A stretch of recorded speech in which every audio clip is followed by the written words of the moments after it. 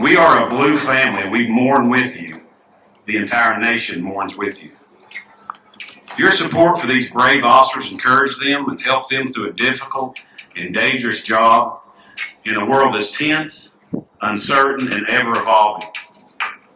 Sadly, we have added yet 2 more names to our memorial for our beloved officers that risked their lives protecting others.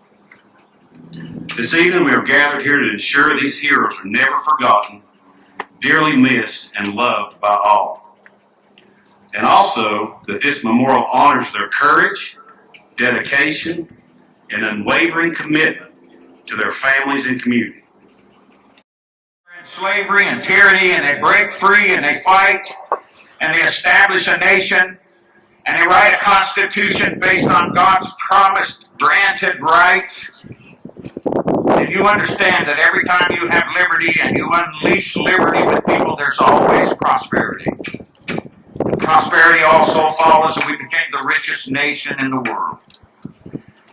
But after years of prosperity, complacency sets in, and after complacency is ungratefulness and unthankfulness.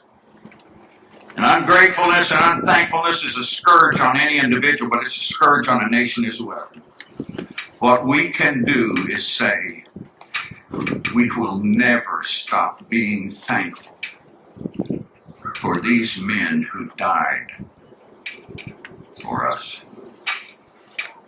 Another thing you can do, if these men died for the preservation of the Constitution of the United States, and it was the most important piece of parchment to them, and I can tell you it was, then you and I ought to lift it up.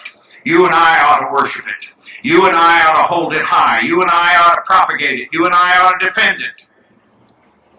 And you and I ought to hold politicians' feet to the fire to make sure that they don't bend it and they don't break it and they preserve it.